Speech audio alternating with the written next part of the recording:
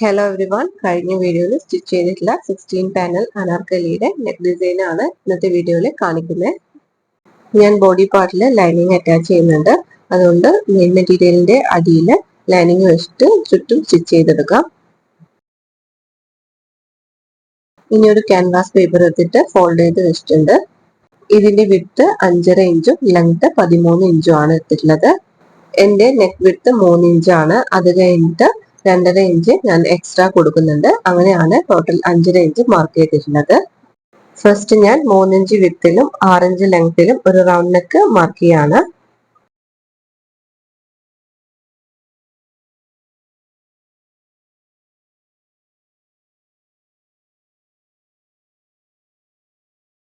ഇനി കോണ് വരുന്ന ഭാഗത്ത് 1.5 ഇഞ്ചിൽ മാർക്ക് ചെയ്തതിനു ശേഷം ജസ്റ്റ് ഒന്ന് ഷേപ്പ് ചെയ്ത് വരച്ചു കൊടുക്കാം. എന്നിട്ട് ഈ മാർക്കിങ്ങിലൂടെ ക്യാൻവാസ് കട്ട് ചെയ്ത് മാറ്റാം. ക്യാൻവാസ് കട്ട് ചെയ്തിട്ടുണ്ട്. ഇനി സെന്ററിലൂടെ കട്ട് ചെയ്തിട്ട് ഇത് 2 പീസാക്കിയിട്ട് മാറ്റാം. ഇനി യോക്ക് ചെയ്യാൻ ഉദ്ദേശിക്കുന്ന മെറ്റീരിയൽ എടുക്കാം. ഞാൻ സെയിം മെറ്റീരിയൽ തന്നെയാണ് യോക്ക് ചെയ്യുന്നത്. എന്നിട്ട് അതിന്റെ അറ്റത്ത് ഇതുപോലെ ഒരു 1/2 ഇഞ്ചിൽ നിന്ന് മാർക്ക് ചെയ്ത് കൊടുക്കാം. എന്നിട്ട് ഈ ലൈനിലാണ് നമ്മൾ കട്ട് ചെയ്തിട്ടുള്ള ക്യാൻവാസ് ചേർത്ത് വെക്കേണ്ടത്. ഇനി ക്യാൻവാസ് അയൺ ചെയ്ത് ഫിക്സ് ചെയ്യാം. ഞാൻ 2 സൈഡും ഇതുപോലെ അയൺ ചെയ്തെടുത്തിട്ടുണ്ട്. ക്യാൻവാസിന്റെ സെയിം മെഷർമെന്റിൽ തന്നെയാണ് എക്സ്ട്രാ മെറ്റീരിയലും കട്ട് ചെയ്ത് മാറ്റിയിട്ടുള്ളത്. ഇനി കുറച്ച് പോട്ട്ലി ബട്ടൺസ് എടുത്തിട്ടുണ്ട്. പോട്ട്ലി ബട്ടൺസ് ഉണ്ടാക്കുന്ന വീഡിയോ ഞാൻ അപ്ലോഡ് ചെയ്തിട്ടുണ്ട്. അതിന്റെ ലിങ്ക് ഡിസ്ക്രിപ്ഷനിൽ കൊടുത്തേക്കാം. അറിയാത്തവര് അതൊന്ന് കണ്ടു നോക്കിക്കോളൂ. പോട്ട്ലി ബട്ടൺ സ്റ്റിച്ച് ചെയ്യാൻ വേണ്ടിയിട്ട് ഞാൻ നോർമൽ ഫോട്ടോ മാറ്റിയിട്ട് പൈപ്പിംഗ് ഫോട്ടോ ഇട്ട് കൊടുത്തിട്ടുണ്ട്. ക്യാൻവാസിലെ നെക്കിനെ മാറ്റി മെറ്റീരിയൽ കൂടി ഒന്ന് മാർക്ക് ചെയ്യാം. എന്നിട്ട് ഇവിടെ മുതലാണ് പോട്ട്ലി ബട്ടൺസ് അറ്റാച്ച് ചെയ്യുന്നത്.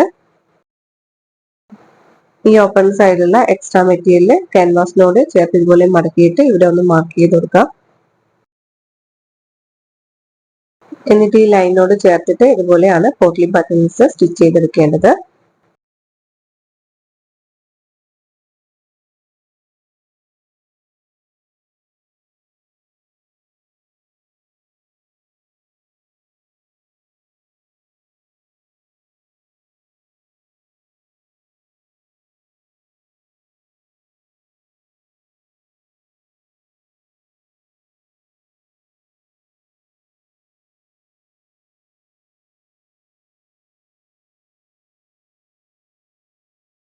ഇനി എക്സ്ട്രാ മെറ്റീരിയൽ കട്ട് ചെയ്ത് മാറ്റാം.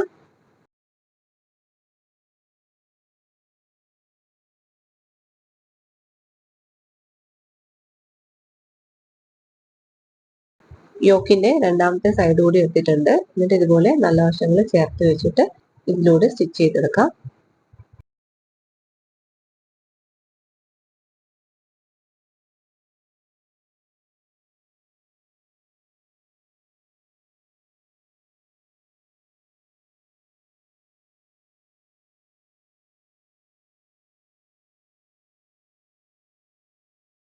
പോട്ട്ലി ബട്ടൺസ് അറ്റാച്ച് ചെയ്ത് കഴിഞ്ഞിട്ടുണ്ട്. അപ്പം ഞാൻ എടുത്ത മെറ്റീരിയലിൽ മെറൂണിലും ബ്ലാക്കിലും ആണ് പ്രിന്റ് ഉള്ളത്. അതുകൊണ്ട് ബ്ലാക്ക് പോട്ട്ലി ബട്ടണും മെറൂൺ കളറിലെ പൈപ്പിംഗ് കൊടുക്കാന്നാണ് ഞാൻ വിചാരിച്ചത്. 1 ഇഞ്ച് വീതിയുള്ള ക്രോസ് പീസ് എടുത്തിട്ട് ഞാൻ ജോയിൻ ചെയ്തെടുത്തിട്ടുണ്ട്. നിങ്ങൾക്ക് വേണമെങ്കിൽ ത്രെഡ് പൈപ്പിംഗ് കൊടുക്കാം. ക്രോസ് പീസ് യോക്കിന് ചുറ്റും വെച്ചിട്ട് 1/4 ഇഞ്ച് വിത്തിലാണ് ഞാൻ സ്റ്റിച്ച് ചെയ്തെടുക്കുന്നത്. നിങ്ങൾക്ക് പൈപ്പിങ്ങിന് ഇത്ര വിത്ത് വേണ്ടാന്നുണ്ടെങ്കിൽ 1/4 ഇഞ്ചിനേക്കാൾ കുറച്ചിട്ട് വിത്തിൽ സ്റ്റിച്ച് ചെയ്തെടുത്താൽ മതി.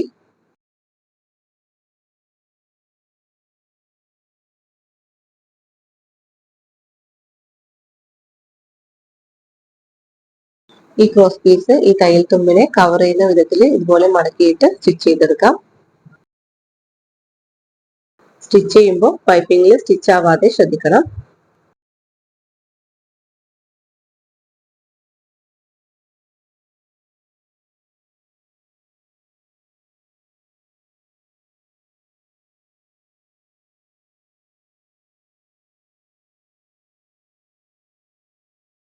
യോക്ക് ഫിനിഷ് ചെയ്ത് കഴിഞ്ഞിട്ടുണ്ട്. ഇനി ഇത് ബോഡി പാർട്ടിൽ അറ്റാച്ച് ചെയ്യാം. ബോഡി പാർട്ടിന്റെ സെന്റർ ഒന്ന് മാർക്ക് ചെയ്ത് കൊടുക്കാം. എന്നിട്ട് ഇതിന്റെ ഉൾവശത്ത് യോക്കിനെ നല്ല വശം ചേർത്ത് വെച്ചിട്ട് നെക്കിന് ചുറ്റും സ്റ്റിച്ച് ചെയ്തെടുക്കാം.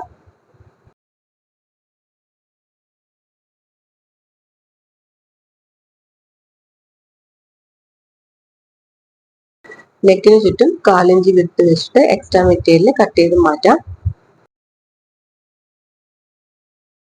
എന്നിട്ട് നെക്കിന് ചുറ്റും ചെറിയ കട്ടുകൾ ഇട്ട് കൊടുത്തതിന് ശേഷം യോക്ക് നല്ല വശത്തേക്ക് മറിച്ചിടാം.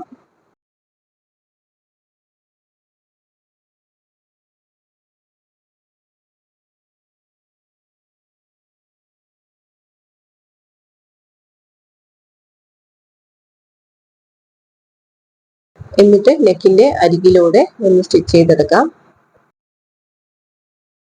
സ്റ്റിച്ച് ചെയ്യുമ്പോൾ ഞെങ്ങിപ്പോൺ നിൽക്കാൻ വേണ്ടിയിട്ട് ഇതുപോലെ പിന്നൂത്തിയതിന് ശേഷം സ്റ്റിച്ച് ചെയ്തെടുക്കാം.